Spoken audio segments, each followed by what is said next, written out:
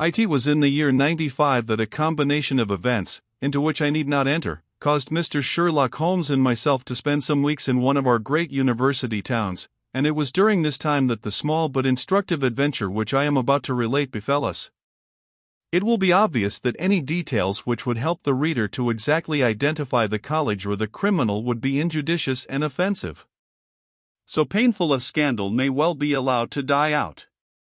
With due discretion, the incident itself may, however, be described, since it serves to illustrate some of those qualities for which my friend was remarkable. I will endeavor in my statement to avoid such terms as would serve to limit the events to any particular place, or give a clue as to the people concerned.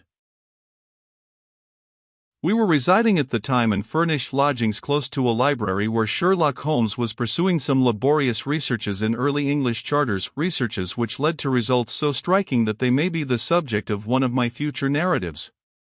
Here it was that one evening we received a visit from an acquaintance, Mr. Hilton Soames, tutor and lecturer at the College of St. Luke's. Mr. Soames was a tall, spare man, of a nervous and excitable temperament. I had always known him to be restless in his manner, but on this particular occasion he was in such a state of uncontrollable agitation that it was clear something very unusual had occurred. "I trust, Mr. Holmes, that you can spare me a few hours of your valuable time. We have had a very painful incident at St. Luke's, and really, but for the happy chance of your being in the town, I should have been at a loss what to do. I am very busy just now, and I desire no distractions," my friend answered. "I should much prefer that you called in the aid of the police."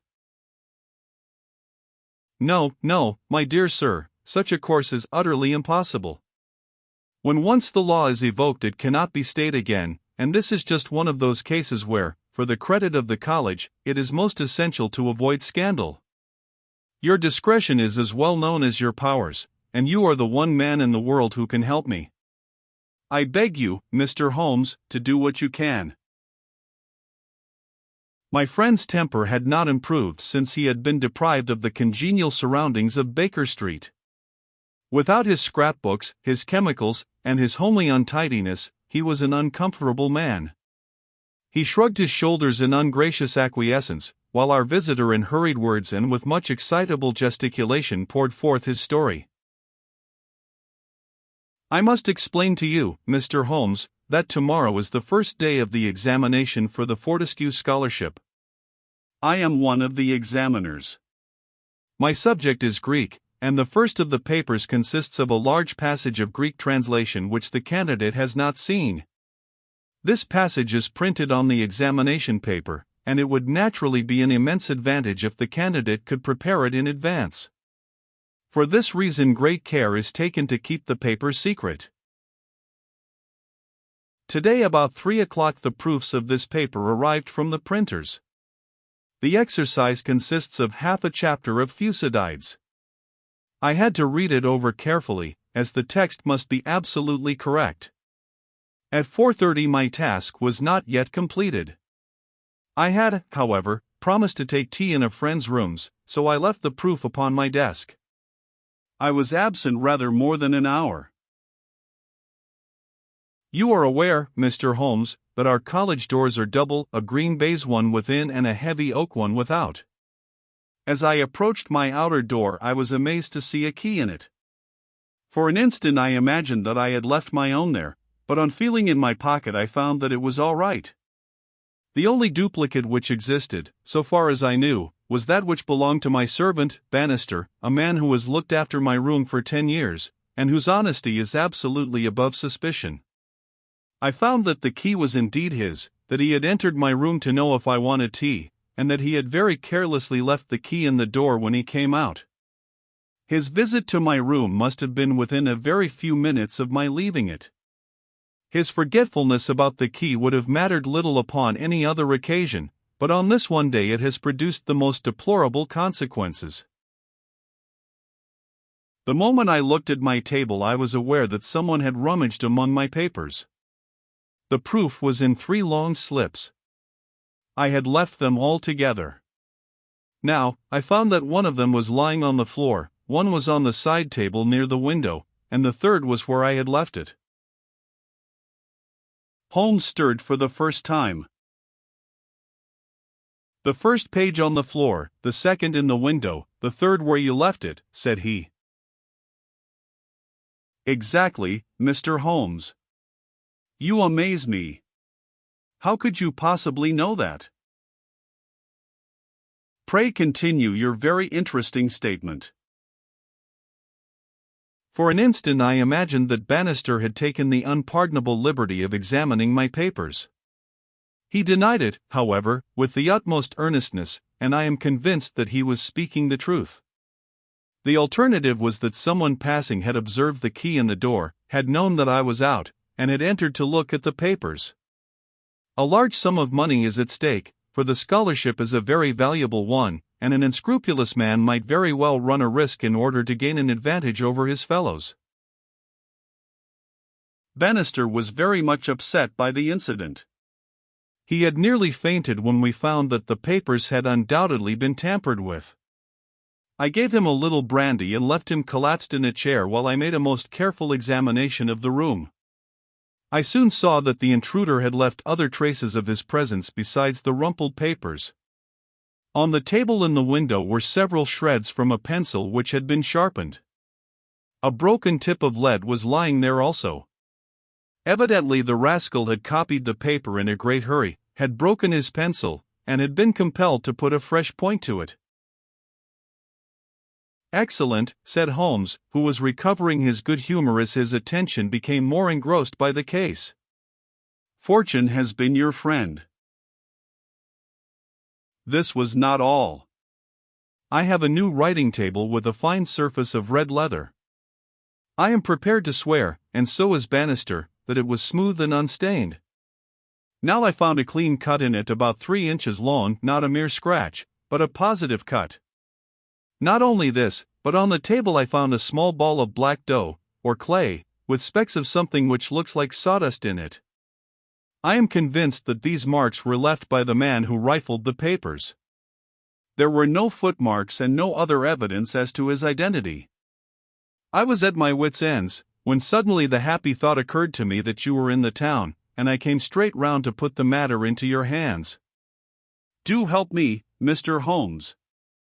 You see my dilemma.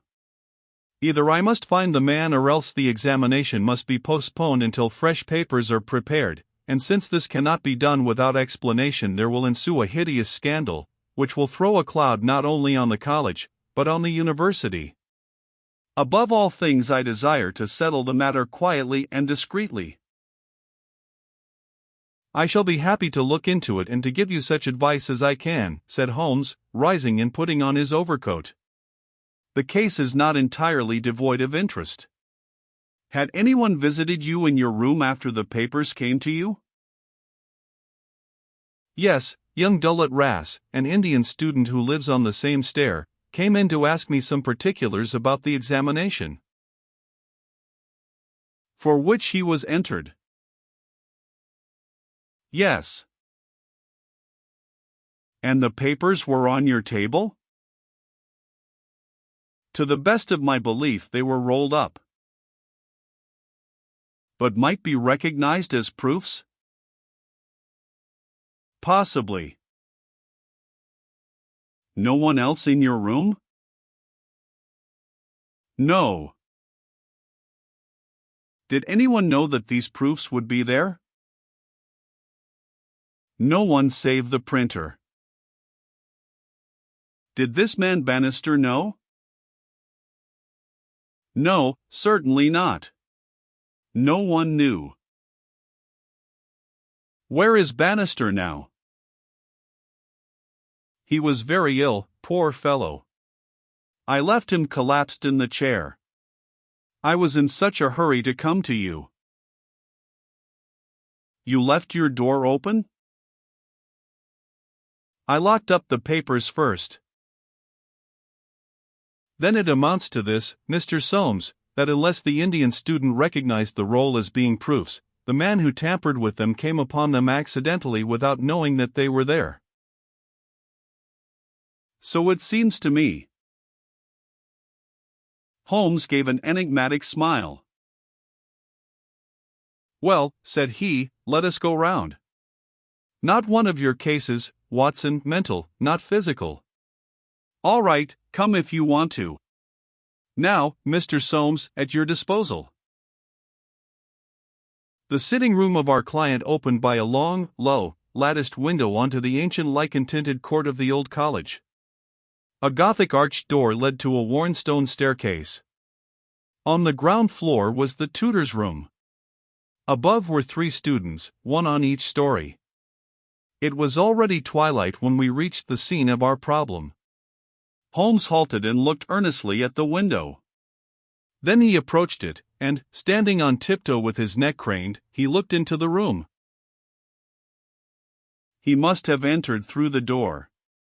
There is no opening except the one pane, said our learned guide. Dear me, said Holmes, and he smiled in a singular way as he glanced at our companion. Well, if there is nothing to be learned here, we had best go inside. The lecturer unlocked the outer door and ushered us into his room. We stood at the entrance while Holmes made an examination of the carpet. I am afraid there are no signs here, said he. One could hardly hope for any upon so dry a day. Your servant seems to have quite recovered. You left him in a chair, you say. Which chair? By the window there. I see. Near this little table. You can come in now. I have finished with the carpet. Let us take the little table first. Of course, what has happened is very clear. The man entered and took the papers, sheet by sheet, from the central table. He carried them over to the window table, because from there he could see if you came across the courtyard, and so could effect an escape. As a matter of fact, he could not, said Soames, for I entered by the side door. Ah, that's good. Well, anyhow, that was in his mind. Let me see the 3 strips. No finger impressions, no. Well, he carried over this one first and he copied it. How long would it take him to do that, using every possible contraction? A quarter of an hour, not less. Then he tossed it down and seized the next. He was in the midst of that when your return caused him to make a very hurried retreat, very hurried, since he had not time to replace the papers which would tell you that he had been there. You were not aware of any hurrying feet on the stair as you entered the outer door? No, I can't say I was. Well, he wrote so furiously that he broke his pencil, and had, as you observe, to sharpen it again. This is of interest, Watson. The pencil was not an ordinary one. It was above the usual size, with a soft lead, the outer color was dark blue, the maker's name was printed in silver lettering, and the piece remaining is only about 1.5 inches long. Look for such a pencil, Mr. Soames, and you have got your man. When I add that he possesses a large and very blunt knife, you have an additional aid. Mr. Soames was somewhat overwhelmed by this flood of information. I can follow the other points, said he, but really, in this matter of the length. Holmes held out a small chip with the letters NN and a space of clear wood after them. You see? No, I fear that even now. Watson, I have always done you an injustice. There are others. What could this NN be? It is at the end of a word. You are aware that Johann Faber is the most common maker's name. Is it not clear that there is just as much of the pencil left as usually follows the Johann? He held the small table sideways to the electric light. I was hoping that if the paper on which he wrote was thin, some trace of it might come through upon this polished surface. No, I see nothing. I don't think there is anything more to be learned here. Now for the central table. This small pellet is, I presume, the black, doughy mass you spoke of. Roughly pyramidal in shape and hollowed out, I perceive. As you say, there appear to be grains of sawdust in it. Dear me, this is very interesting. And the cut a positive tear, I see. It began with a thin scratch and ended in a jagged hole. I am much indebted to you for directing my attention to this case, Mr. Soames. Where does that door lead to? To my bedroom. Have you been in it since your adventure? No, I came straight away for you. I should like to have a glance round. What a charming, old-fashioned room. Perhaps you will kindly wait a minute until I have examined the floor. No, I see nothing. What about this curtain? You hang your clothes behind it. If anyone were forced to conceal himself in this room, he must do it there, since the bed is too low and the wardrobe too shallow. No one there, I suppose? As Holmes drew the curtain, I was aware, from some little rigidity and alertness of his attitude, that he was prepared for an emergency. As a matter of fact, the drawn curtain disclosed nothing but 3 or 4 suits of clothes hanging from a line of pegs. Holmes turned away and stooped suddenly to the floor. "Hullo! What's this?" said he. It was a small pyramid of black, putty-like stuff, exactly like the one upon the table of the study. Holmes held it out on his open palm in the glare of the electric light. "Your visitor seems to have left traces in your bedroom as well as in your sitting room, Mr. Soames. What could he have wanted there?" "I think it is clear enough. You came back by an unexpected way, and so he had no warning until you were at the very door. What could he do? He caught up everything which would betray him and he rushed into your bedroom to conceal himself." "Good gracious, Mr. Holmes, do you mean to tell me that all the time I was talking to Bannister in this room we had the man prisoner if we had only known it?" "So I read it." "Surely there is another alternative, Mr. Holmes." "I don't know whether you observed my bedroom window?"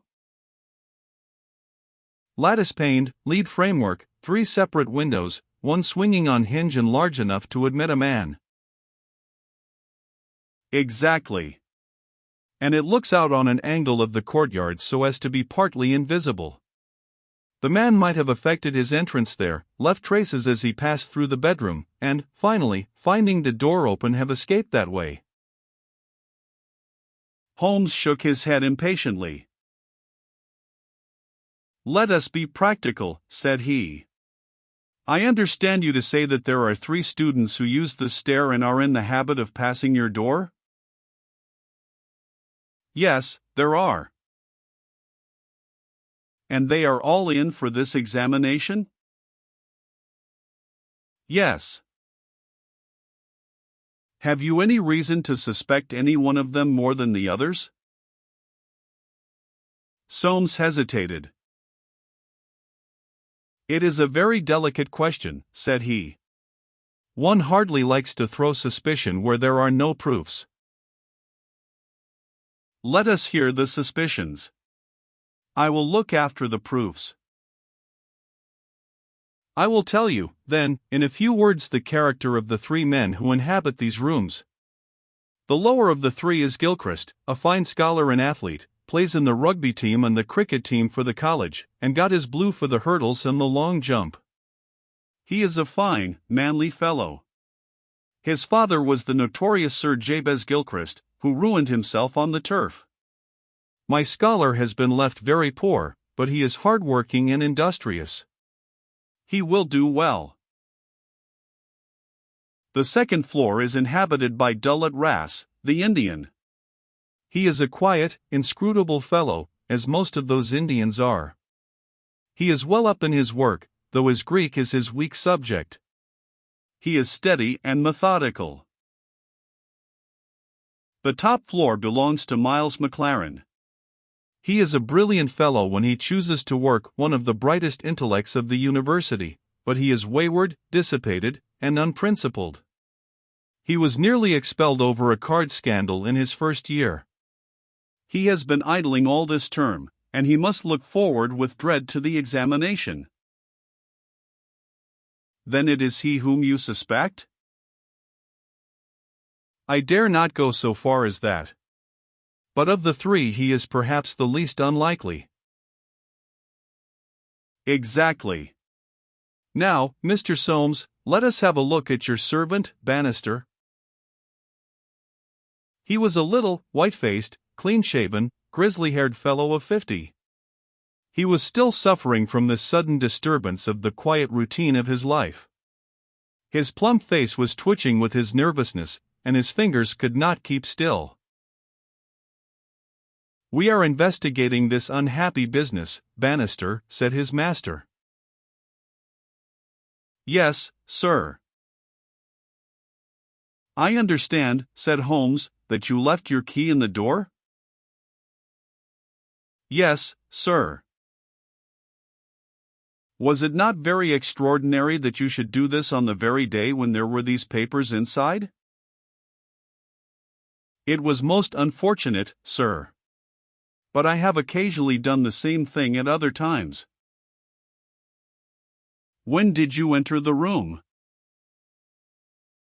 "It was about 4:30. That is Mr. Soames's tea time." "How long did you stay?" "When I saw that he was absent, I withdrew at once." "Did you look at these papers on the table?" "No, sir, certainly not." "How came you to leave the key in the door?" "I had the tea tray in my hand. I thought I would come back for the key. Then I forgot."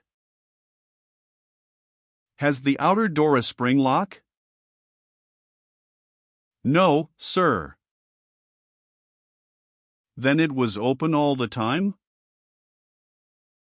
"Yes, sir." "Anyone in the room could get out?" "Yes, sir." "When Mr. Soames returned and called for you, you were very much disturbed?" "Yes, sir. Such a thing has never happened during the many years that I have been here. I nearly fainted, sir." "So I understand. Where were you when you began to feel bad?" "Where was I, sir?" "Why, here, near the door." "That is singular, because you sat down in that chair over yonder near the corner. Why did you pass these other chairs?" "I don't know, sir. It didn't matter to me where I Saturday." "I really don't think he knew much about it, Mr. Holmes. He was looking very bad, quite ghastly." "You stayed here when your master left?" "Only for a minute or so. Then I locked the door and went to my room." "Whom do you suspect?" "Oh, I would not venture to say, sir. I don't believe there is any gentleman in this university who is capable of profiting by such an action. No, sir, I'll not believe it." "Thank you, that will do," said Holmes.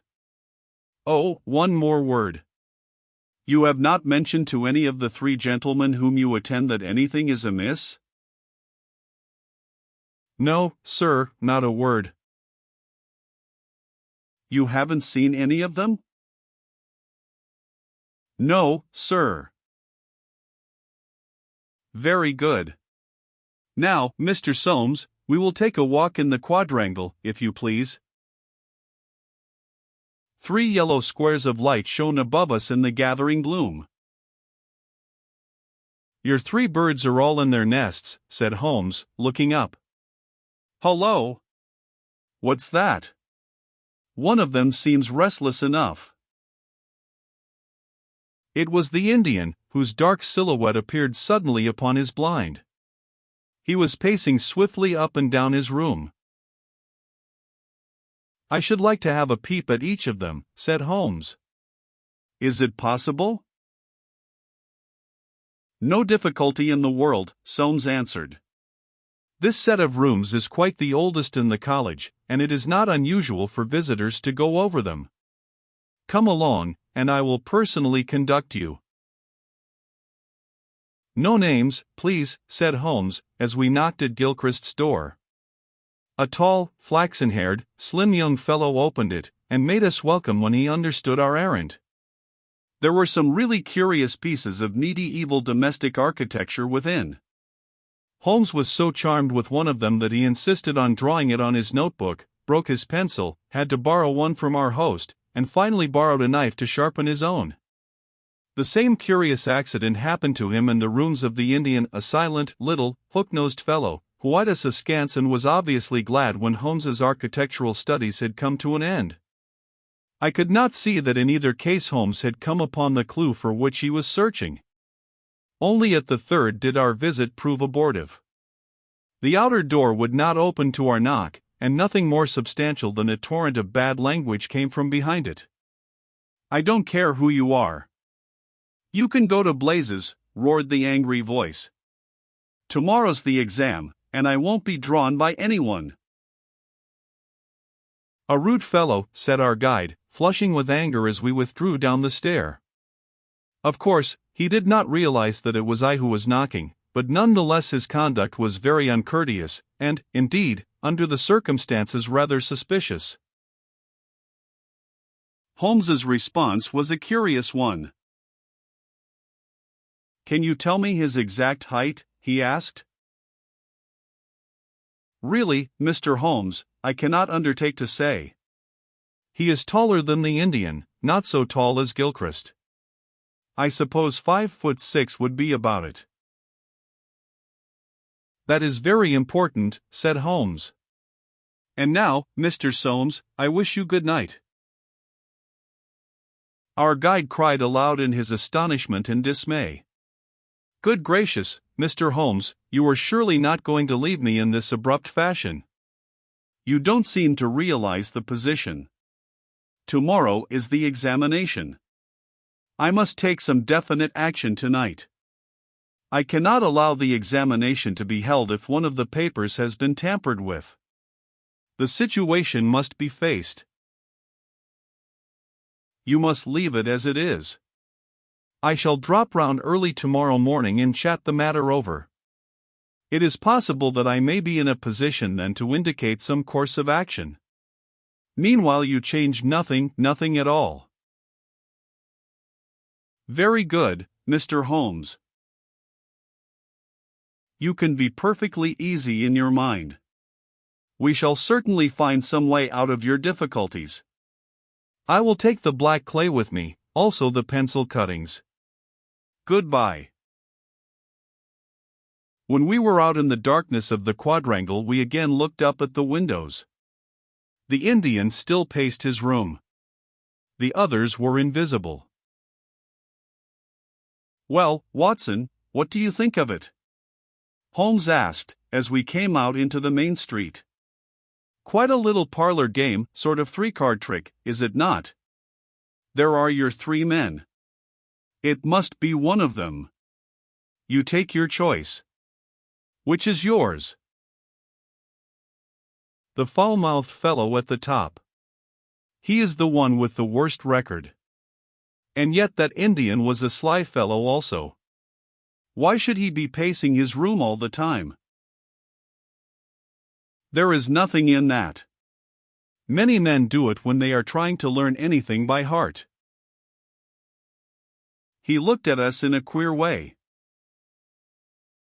So would you if a flock of strangers came in on you when you were preparing for an examination next day, and every moment was of value? No, I see nothing in that. Pencils, too, and knives, all was satisfactory. But that fellow does puzzle me. Who? Why, Bannister, the servant. What's his game in the matter? He impressed me as being a perfectly honest man. So he did me. That's the puzzling part. Why should a perfectly honest man? Well, here's a large stationer's. We shall begin our researches here. There were only 4 stationers of any consequence in the town, and at each Holmes produced his pencil chips and bid high for a duplicate. All were agreed that one could be ordered, but that it was not a usual size of pencil and that it was seldom kept in stock. My friend did not appear to be depressed by his failure, but shrugged his shoulders in half-humorous resignation. No good, my dear Watson. This, the best and only final clue, has run to nothing. But, indeed, I have little doubt that we can build up a sufficient case without it. By Jove! My dear fellow, it is nearly 9, and the landlady babbled of green peas at 7:30. What with your eternal tobacco, Watson, and your irregularity at meals, I expect that you will get notice to quit and that I shall share your downfall, not, however, before we have solved the problem of the nervous tutor, the careless servant, and the 3 enterprising students. Holmes made no further allusion to the matter that day, though he sat lost in thought for a long time after our belated dinner. At 8 in the morning he came into my room just as I finished my toilet.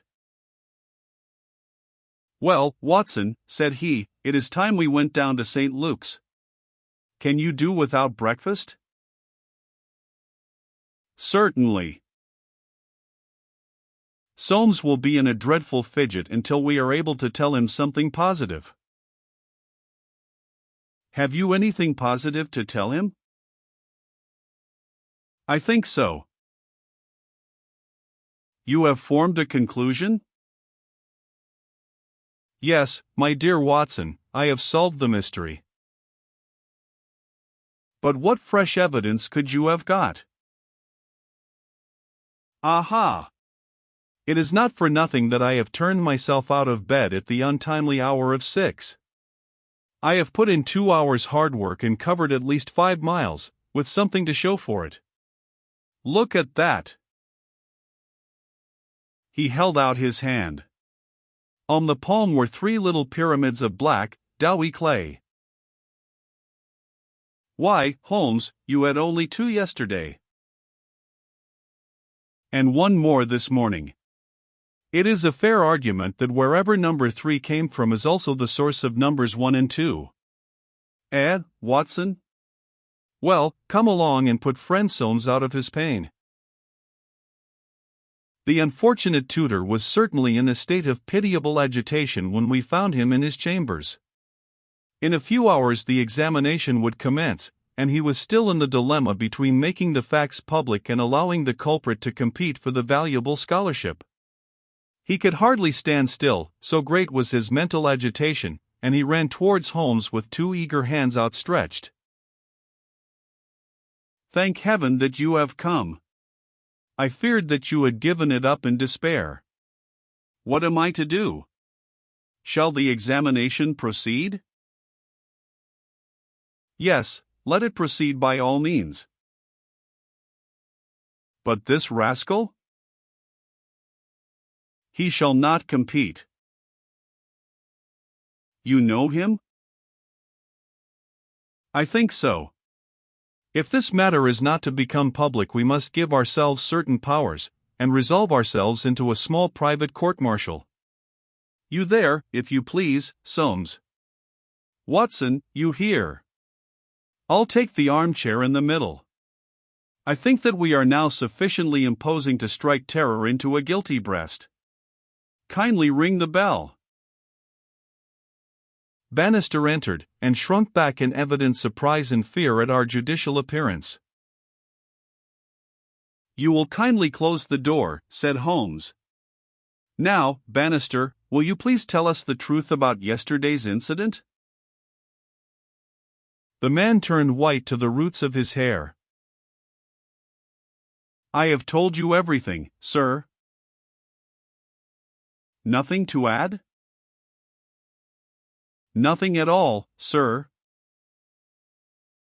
Well, then, I must make some suggestions to you. When you sat down on that chair yesterday, did you do so in order to conceal some object which would have shown who had been in the room? Bannister's face was ghastly. No, sir, certainly not. It is only a suggestion, said Holmes, suavely. I frankly admit that I am unable to prove it. But it seems probable enough, since the moment that Mr. Soames's back was turned you released the man who was hiding in that bedroom. Bannister licked his dry lips. There was no man, sir. Ah, that's a pity, Bannister. Up to now you may have spoken the truth, but now I know that you have lied. The man's face set in sullen defiance. There was no man, sir. Come, Bannister. No, sir, there was no one. In that case you can give us no further information. Would you please remain in the room? Stand over there near the bedroom door. Now, Soames, I am going to ask you to have the great kindness to go up to the room of young Gilchrist, and to ask him to step down into yours. An instant later the tutor returned, bringing with him the student. He was a fine figure of a man, tall, lithe, and agile, with a springy step and a pleasant, open face. His troubled blue eyes glanced at each of us, and finally rested with an expression of blank dismay upon Bannister in the farther corner. Just close the door, said Holmes. Now, Mr. Gilchrist, we are all quite alone here, and no one need ever know one word of what passes between us. We can be perfectly frank with each other. We want to know, Mr. Gilchrist, how you, an honorable man, ever came to commit such an action as that of yesterday? The unfortunate young man staggered back and cast a look full of horror and reproach at Bannister. No, Mr. Gilchrist, sir, I never said a word, never one word, cried the servant. No, but you have now, said Holmes. Now, sir, you must see that after Bannister's words your position is hopeless, and that your only chance lies in a frank confession. For a moment Gilchrist, with upraised hand, tried to control his writhing features. The next he had thrown himself on his knees beside the table and, burying his face in his hands, he had burst into a storm of passionate sobbing. Come, said Holmes, kindly, it is human to err, and at least no one can accuse you of being a callous criminal. Perhaps it would be easier for you if I were to tell Mr. Soames what occurred, and you can check me where I am wrong. Shall I do so? Well, don't trouble to answer. Listen, and see that I do you no injustice. From the moment, Mr. Soames, that you said to me that no one, not even Bannister, could have told that the papers were in your room, the case began to take a definite shape in my mind. The printer one could, of course, dismiss. He could examine the papers in his own office. The Indian I also thought nothing of. If the proofs were in a roll he could not possibly know what they were. On the other hand, it seemed an unthinkable coincidence that a man should dare to enter the room, and that by chance on that very day the papers were on the table. I dismissed that. The man who entered knew that the papers were there. How did he know? When I approached your room I examined the window. You amused me by supposing that I was contemplating the possibility of someone having in broad daylight, under the eyes of all these opposite rooms, forced himself through it. Such an idea was absurd. I was measuring how tall a man would need to be in order to see as he passed what papers were on the central table. I am 6 feet high, and I could do it with an effort. No one less than that would have a chance. Already you see I had reason to think that if one of your 3 students was a man of unusual height he was the most worth watching of the 3. I entered and I took you into my confidence as to the suggestions of the side table. Of the center table I could make nothing, until in your description of Gilchrist you mentioned that he was a long-distance jumper. Then the whole thing came to me in an instant, and I only needed certain corroborative proofs, which I speedily obtained. What happened was this. This young fellow had employed his afternoon at the athletic grounds, where he had been practicing the jump. He returned carrying his jumping shoes, which are provided, as you are aware, with several sharp spikes. As he passed your window he saw, by means of his great height, these proofs upon your table, and conjectured what they were. No harm would have been done had it not been that as he passed your door he perceived the key which had been left by the carelessness of your servant. A sudden impulse came over him to enter and see if they were indeed the proofs. It was not a dangerous exploit, for he could always pretend that he had simply looked in to ask a question. Well, when he saw that they were indeed the proofs, it was then that he yielded to temptation. He put his shoes on the table. "What was it you put on that chair near the window?" "Gloves," said the young man. Holmes looked triumphantly at Bannister. He put his gloves on the chair, and he took the proofs, sheet by sheet, to copy them. He thought the tutor must return by the main gate, and that he would see him. As we know, he came back by the side gate. Suddenly he heard him at the very door. There was no possible escape. He forgot his gloves, but he caught up his shoes and darted into the bedroom. You observe that the scratch on that table is slight at one side, but deepens in the direction of the bedroom door. That in itself is enough to show us that the shoe had been drawn in that direction and that the culprit had taken refuge there. The earth round the spike had been left on the table, and a second sample was loosened and fell in the bedroom. I may add that I walked out to the athletic grounds this morning, saw that tenacious black clay is used in the jumping pit, and carried away a specimen of it, together with some of the fine tan or sawdust which is strewn over it to prevent the athlete from slipping. Have I told the truth, Mr. Gilchrist? The student had drawn himself erect. "Yes, sir, it is true," said he. "Good heavens, have you nothing to add?" cried Soames.